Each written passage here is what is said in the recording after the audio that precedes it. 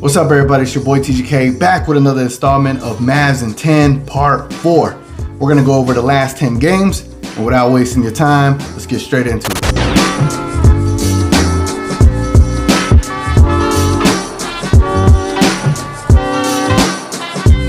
Alright guys, to start off the next set of 10 games, the Dallas Mavericks took on the Minnesota Timberwolves. And in this game, the first game of the two, Mavs came out kind of lackluster as far as the effort was concerned, and unfortunately this eventually led up to both Luka Doncic and Jason Kidd being ejected from the game. Officiating was pretty poor in this game. However, Bertans did come off the bench, attempting a comeback with like 18 points to his name. Unfortunately, it was a little too late for the Mavs, which we eventually fell to 15-16. Again, this was the first of a back-to-back in Minnesota. However, in the second game, the Mavs defense, without Dorian Finney-Smith, without Josh Green, without Maxi Kleber, they're able to hold the Minnesota Timberwolves to 99 points with a crucial win on the road, bringing the Mavs record to 16-16, which was the game that literally began the substantial winning streak that the Mavs went on. So the next game was against the Houston Rockets. In a game where only two other Dallas Mavericks were only able to score 11 points, Luka put up a 50 ball with a clutch, and I mean clutch, dagger 3 to end the game. Mavs move up to 17-16. The long-awaited Christmas Day game. The day started with a beautiful ceremony which was held for Dirk's statue unveiling. The statue got to be top 2, and it's not 2. However, the Mavs came out a little sluggish against the Lakers. And the Lakers' defensive mindset, defensive game plan was to double Luka at every opportunity. LeBron was just unstoppable in this game, especially when he was going downhill to the paint. There's just no way to stop that man. However, in the third quarter, the Dallas Mavericks made history, scoring 51 points against the Lakers in the third quarter, exceeding what they scored in the first half combined. Mavs win comfortably. Luka with a 30-point triple-double, almost a 30-point triple-double. Seawood with 30, Tim Hardaway Jr. with 26 to help the Mavs take this game with ease. The next game was a highly anticipated game. We did not know what it was going to turn into, but boy did it turn into something legendary. This was supposed to be Brunson's return to Dallas. However, Brunson was injured and left the Knicks to utilize the entire team that they had left.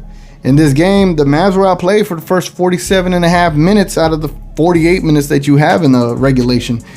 But down 9 points with 33 seconds left, Luka Doncic, Spencer Dinwiddie, and Christian Wood were able to find a way to take the game into overtime with an extremely rare missed free throw to put it back up by Luka. Instant classic. Nothing shocks me about this game. And that drew rim. It's still loose. Luka got it back. He did it. An improbable comeback by Dallas to tie it. Overtime had the Mavs take over the game, led to Luka putting up the first time ever 60, 21, and 10 stat line. What more could we say? Legendary game for a MVP season.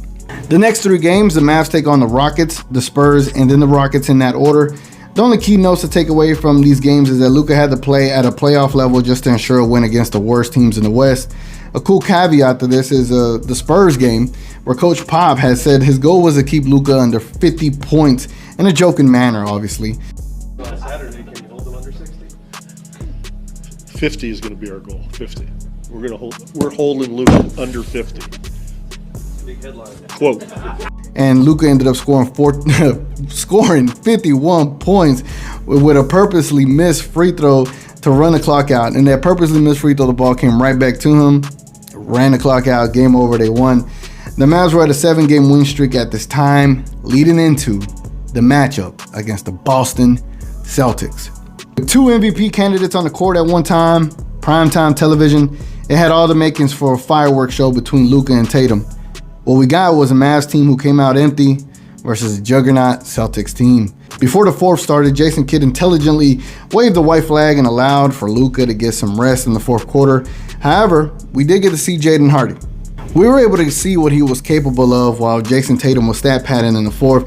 Jaden Hardy showed what he was capable of, scoring 15 points in 15 minutes. Great shooting, aggressive attacking, aggressive, nice finishing touches at the rim. Jaden Hardy deserves more minutes. All right, guys, now to end this set of 10 games here. The last game is against the New Orleans Pelicans, and they don't have Zion. They don't have Brandon Ingram, and they might not have CJ McCollum.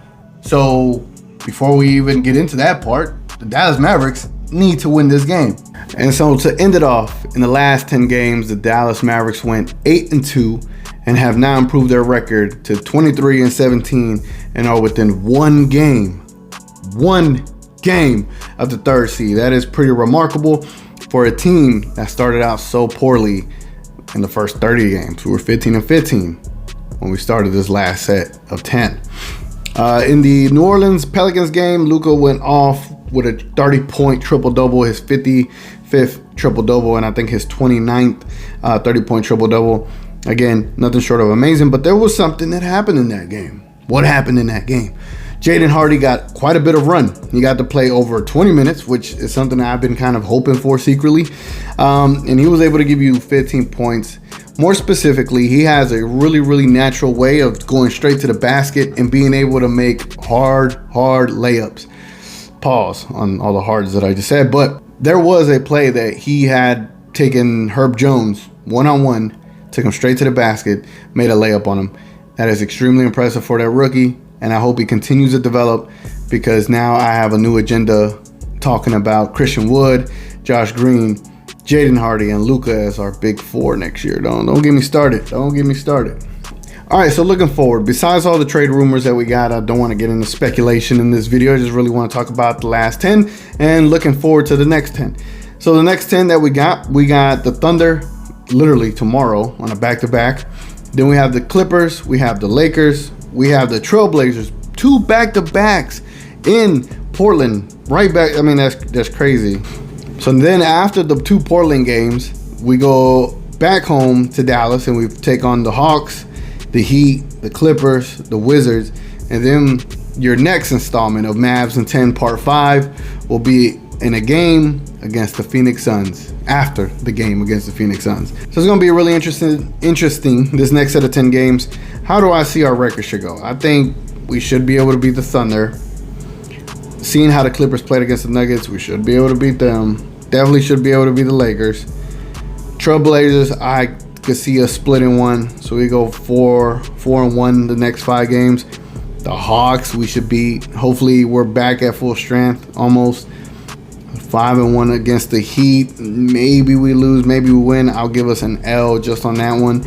So then now we're 5-2 against the Clippers. Again, it's at home. I'm gonna say Mavs again because Luka goes off against the Clippers. So now we're 6-2 against the Wizards. They are falling apart. We should win that one. We'll be 7-2. And then to take on the Suns in Phoenix without Booker, without Paul, we should get another win. And it looks like the Mavs might go another 8-2 in these next 10 games. That would be crazy considering how we started the first 30 games. Crazy stuff, man. What I hope to see is Josh Green come back, Dorian Finney-Smith come back, and I hope to see Jaden Green become more efficient and more prolific in his role as far as the role that he will hopefully get. I hope he does start to average 20 minutes per game.